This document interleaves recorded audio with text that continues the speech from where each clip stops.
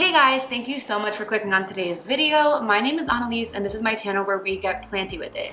So I'm very excited about today's video because I'm officially starting a new series called the Back to Basics series. Basically, I'm going to go over some foundational plant skills that I think would have been helpful when I started collecting plants about 2 years ago. So for instance, that'll include things like how to properly water your plants, what type of soil mix to create for your plants, and today we're going to be talking about how to propagate your plants. We're going to be propagating this gorgeous Cebu blue cutting using 4 different propagation methods that I'm going to go through one by one. So if that sounds like something that you're interested in, then definitely stick around.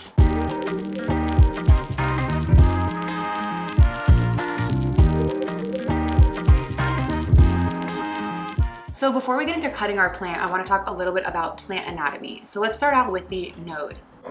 So this right here is a node. You can tell it's a node because there is an aerial root, which is this little bump here coming out of it, as well as a new leaf. Sometimes nodes don't have a leaf attached to them. So if we look at this node here, you can see there's a little bit of a division in the stem as well as the start of an aerial root, but there isn't any leaf. So you want to make sure whenever you're cutting that you have a node because that's where roots and new growth is going to come from. So before we make our first cut, we want to make sure to sanitize our equipment. I'm using some simple gardening shears, but of course scissors will work just fine. I'm going to sanitize them with this 91% isopropyl alcohol. Just give them a little spritz on either side, let it air out for a second, and then dry it off. You want to make sure to do this so you don't transfer any sort of diseases or fungus from one plant to another. Okay, let's start cutting. So I'm going to cut at the base of this strand right here, and then we'll go through and make individual node cuttings.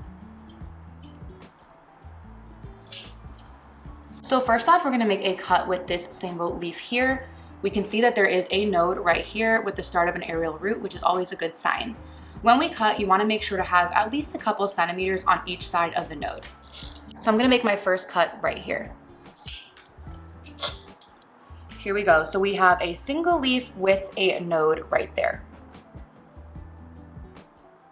Okay, so now we're going to basically repeat that process for every node on this strand. One important thing is sometimes when you make a cut, you can have a lot of extra stem like we have here. You can leave it, it shouldn't cause any problems, but I like to cut it off so there's not too much excess stem. So this little piece of stem is going to go in the garbage.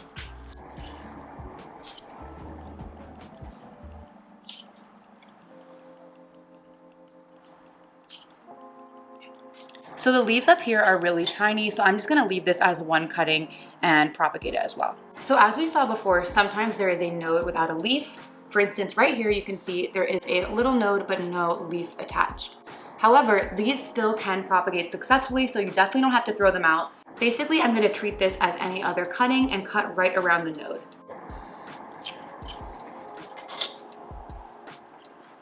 So now we have this little node here.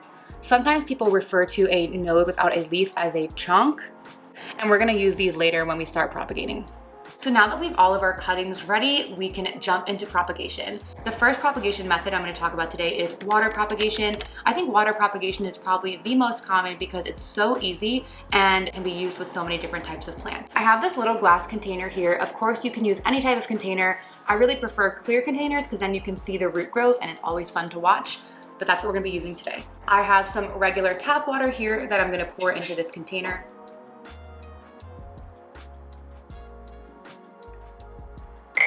So now that we have our water poured, I'm going to take the first cutting here and just stick it straight in the water. It's really that simple with water propagation. All you have to do is place cuttings in water. So I'm going to place these 2 cuttings here directly in the water. Now, the only thing to make sure of with water propagation is that the node is submerged in the water. So you can see there that the 2 nodes of these 2 leaves are fully submerged in the water. In terms of maintenance with water propagations, there are some people who prefer to change the water out every few days or maybe once a week. I typically don't change the water out unless I notice it's getting murky or there's algae growing, and then I'll just dump it out and refill it with fresh water. I'll also make sure that the water level stays high enough, so if I notice that some of the water is evaporating and it's getting close to the node, I'll just top it off with some more water. Now, if you want to increase the speed that your propagations grow roots, you can add some supplements to the water to add some sort of nutrients that will help the plant grow faster. One type that I like to use is called Super Thrive. I will make sure to link it in the description. And usually when I'm water propagating, I'll put about a drop or 2 of Super Thrive into the water. I've noticed when I use Super Thrive, it helps the roots grow a little bit faster and it'll push out a new growth point faster as well. So I have this little dropper that I stole from a cosmetics bottle, and I'm just gonna put 2 drops directly in the water.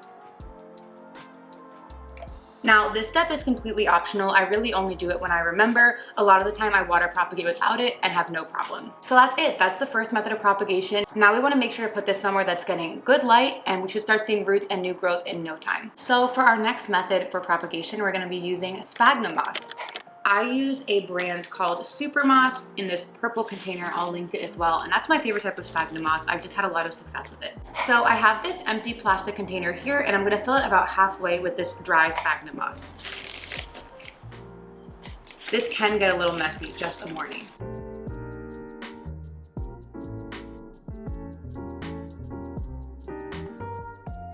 You want to make sure that you're breaking up the sphagnum moss as you put it in, because sometimes when you take it out of the container, it can come in really big clumps. Next, I'm going to dampen the sphagnum moss with some water.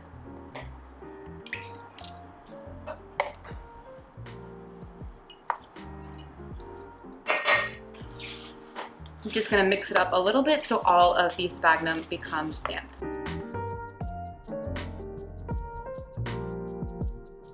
There is a little bit of water left over at the bottom from when I poured it in, so I'm just gonna pour that out because I don't wanna have a water reservoir in here. Okay, so now we have our damp sphagnum in here, and we're gonna put our cuttings in. So similar to water propagation, you wanna make sure that the node of the cutting is in the propagation medium. So I'm gonna make sure to bury this node in the sphagnum.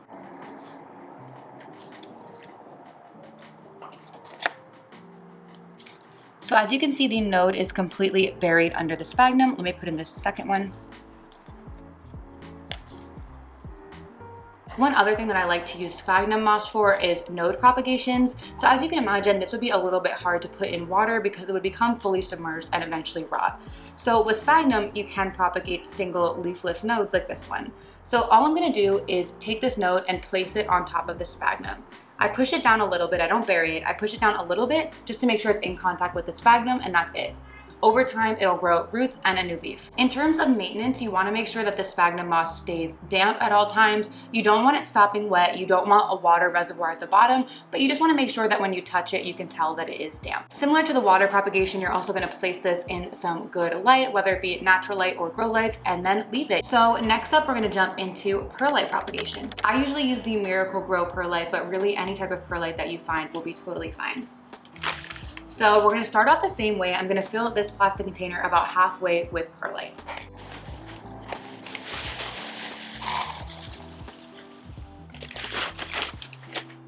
Here we go. Now we wanna make sure to dampen the perlite with some water. For a quick side note, in the water propagation portion, I mentioned how I will put Super Thrive in the water to add some nutrients. If you want to do that with sphagnum and perlite, you can add Super Thrive into the water that you're using to dampen it. So as you can see, there is some water at the bottom. I'm gonna dump that out because I don't want it to be too wet. Okay, so now I have my cup of damp perlite, and I'm gonna put my propagations in. Same as the sphagnum, you just wanna make sure that the node is buried under the medium.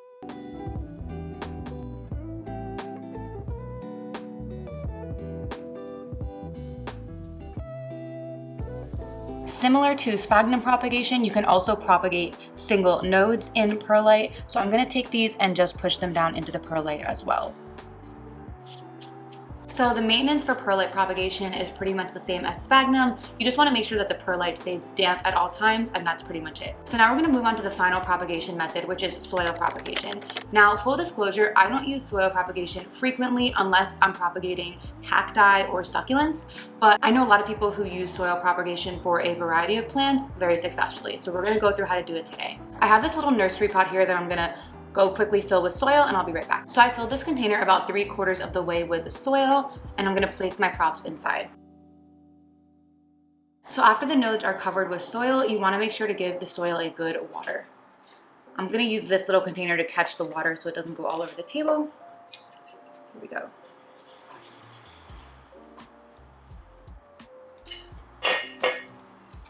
Once I see water leaking out of the bottom, I know the soil is fully saturated, and that's basically it. Now with soil propagation, you wanna make sure to keep the soil damp to help the propagation successfully grow roots. So that's it for our 4 propagation methods, but before we end this video, I wanna go into a little bit about each of the methods and the pros and cons of them. Water propagation is definitely the easiest. As you saw, all you need is a container and some water and some cuttings, and that's it. It also requires the least amount of maintenance. It usually will be weeks before I notice I have to refill the water, whereas with some of the other methods, you do have to water them more frequently. Sphagnum and perlite I see as pretty similar methods. Both of them make great mediums to use in a propagation box, which I could do another video on in the future, but basically it's a closed container that you put the propagations in, which can help speed up root growth and new leaf growth. The only thing is both these methods do require some more maintenance. You do have to check the sphagnum and the perlite every few days to make sure they haven't dried out. However, I've noticed that these are always very successful with propagations and they transition really well to another medium after. If you're planning to transfer your cuttings to soil after they root up, these two mediums are great because the transition is very easy. Sometimes with water propagation, the transition can be a little bit more difficult because this will develop water roots